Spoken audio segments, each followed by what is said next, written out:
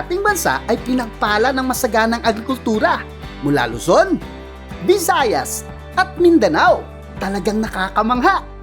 Kaya hindi na nakapagtataka na umuusbong ang iba't ibang industriya katulad ng cocoa industry at ang dairy industry. Ngunit narinig mo na ba ang cocoa dairy industry?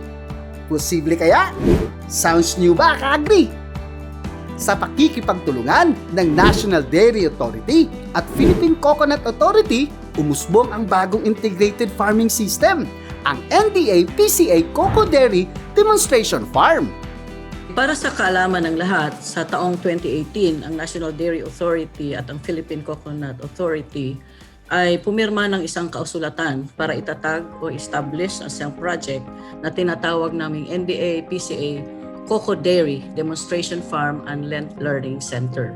Itong proyekto na to ay naglalayon na mapakita sa ating mga coconut farmers na ang pag-aalaga ng hayop, kasama na dyan ang mga gatasang hayop, ay kayang gawin sa ilalim ng nyugan or under the coconut trees.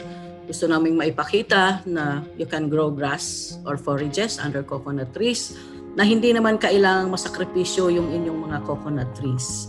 At ang proyektong ito ay naglalayon din na pag naipakita sa mga magsasaka na kaya palang alagaan ang gatasang baka, for them para magkaroon sila ng karagdagang kita or karagdagang pangkabuhayan. Hindi naging madali ang pagsisimula ng proyekto, ngunit sa mabusising pagpaplano ng dalawang ahensya, natupad ito. So itong proyekto nito ay pagsasamahan pa namin ng Philippine Coconut Authority sa mahabang panahon dahil alam natin na maraming mga coconut farmers ang kailangang mabigyan ng tinatawag na intercropping na activities para hindi lang umasa sa niyugan but also to maximize yung mga lupa sa ilalim ng niyugan sa pamamagitan ng pagtatanim o pag-aalaga ng hayop. Kasama na dyan yung tinatawag nating dairy animals, hindi lang baka, kalabaw, pati kambing. Ang proyektong ito ay inaasahang makakatulong sa potensyal na kapasidad ng mga dairy farms na mapatakbo sa ilalim ng mga nyugan. Layunin din itong mabigyan ng additional income ang mga magsasakang nais mag-venture sa dairy farming. Sa maikling pananalita, yung proyekto na to ay talagang para sa ating mga magsasaka, for them to learn, para matuto at makita na kayang-kayang mag-alaga ng hayop sa ilalim ng mga niyugan at ang ultimate na objective ay madagdagan yung kanyang kita sa pagniniyugan sa pamamagitan ng gatas na kanyang mapuproduce mula sa mga hayop na kanyang inaalagaan. Base sa datos mula sa Philippine Statistics Office, nangunguna pa rin ang Davao Region sa pagpuproduce ng niyog sa buong Pilipinas. Kaya't ito ang napiling lugar ng PCA at NDA para sa Cocoa Dairy Demo Farm. Napili namin ang isang farm dito sa Davao City, sa Philippine Coconut Authority, actually Region 11, dahil kami ay nangangailangan ng isang medyo malawak na lupa para sa project na ito. At nung una namin nilapitan ang PCA, naging responsive kaagad sila sa aming proyekto. May lawak na 19 hectares ang naturang farm na matatagpuan sa Baguio, Tubok District, Davao City. Ito ay operated ng PCA Research Department.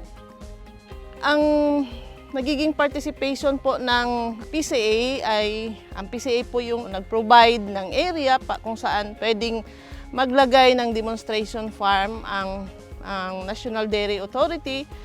Naglalayon din na matulungan ng proyektong ito ang mga coconut farmers at ang industriya ng niyog sa rehiyon. Itong Cocoa Dairy Farm ay magiging show window po para sa mga magsasaka ng niyog na magkakaroon po sila ng alternative na source ng income na pwede palang maging partner ang coconut with dairy project. So ito yung ipapakita ng project para sa mga coconut farmers. Maliban sa pagpapalaki ng mga hayop, ang demo farm ay magiging training center din sa mga nagnanais na gawin ito sa kanilang mga sakahan. Yung regional office naman po natin sa PCA 11 ay siya pong magpo-provide ng training facilities through our Coconut Extension and Development Center na nandyan din sa loob ng compound ng PCA. So lahat po ng magiging training activities na may nakatungkol po sa Kukuk Dairy Demo Farm ay doon po ang PCA po ang mag-host ng training. May iba't ibang programang nakahanda ang NDA para sa mga may planong mag-enroll. Dito sa demo farm, meron kaming training modules para sa ating mga participants. First is yung mga dairy farmers na who want to venture on dairy production, gusto nila magkapera, pag-alaga ng hayop, kaya pwede sila dito maka-seminar, maka-train. Secondly, pwede din ito para sa mga taong gustong magtrabaho local or abroad. Then the third is para sa atong mga estudyante, ating estudyante who wants to learn about dairy production. Sa unang phase ng proyekto, may 3 klase ng hayop ang aalagaan. Ang dairy cattle, dairy goat, at breeder buck. The Coco Farm has available free grounds under the coconut trees. And this is the advantage because we will be utilizing the space for the forage, which are the pagkain po ng ating mga hayop. So it is a very great advantage pag malawak yung area mo kasi marami kang matanim, marami kang mapakain din sa mga hayop. Not only grasses but also legumes. Marami ring improvements na ginawa sa farm upang mabigay ang pangangailangan ng mga hayop. Maliban sa feeding area o bahay ng mga hayop, naitayo na rin ang mga facilities sa demo farm katulad ng milking parlor, vermicast production, at water system.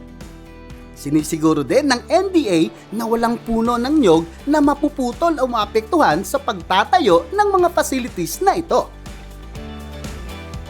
Sa lawak ng lupain, maraming forage species ng grasses at legumes ang tumutubo na pangunahing kinakain ng mga dairy animals. Ito nga ang produkto ng masaganang farm cycle dahil mula sa dumi ng mga hayop, ginagawa itong pataba sa mga lupain na siya namang nagpapatubo sa mga forages. Nais rin ng PCA na maging daan ang demo farm para sa mga future research at innovations. For a 20-hectare coconut-based farmings, a lot of animals can be raised in this area. And with the raising of these animals, particularly the dairy animals, we could utilize those waste materials to our coconut-based farming systems. This would develop the soil fertility level and at the same time build up the organic matter content of the soil. Likewise, it also improves the yield of the coconut as well.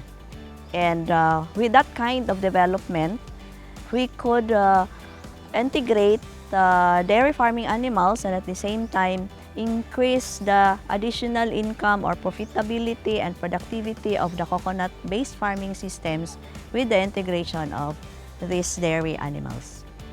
Sa mga susunod na taon, naglalayon ang National Dairy Authority at Philippine Coconut Authority na mas mapalawak pa ang proyektong ito sa iba't ibang parte ng Pilipinas.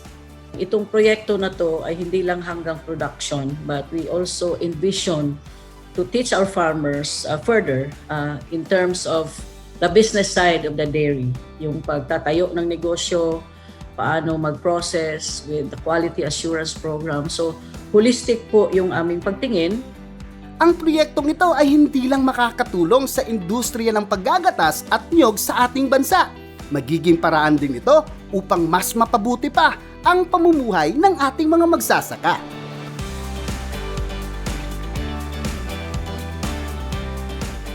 Para sa mga coconut farmers, ang advantage talaga dito, madagdagan yung income mo because meron tayong integration for coconut with dairy animals.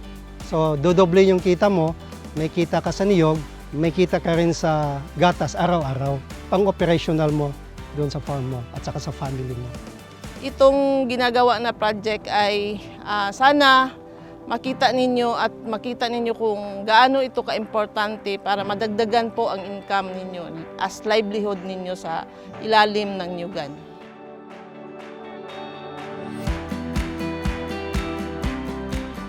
Amazing talaga ang bagong integrated farming system na ito. Hindi lang ito magiging daan sa mas masaganang Pilipinas, magiging paraan din ito upang matulungan ang ating mga kababayan.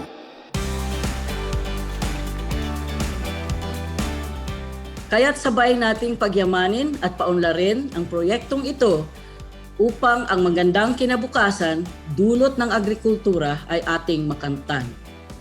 Coco Dairy Farm, posible nga.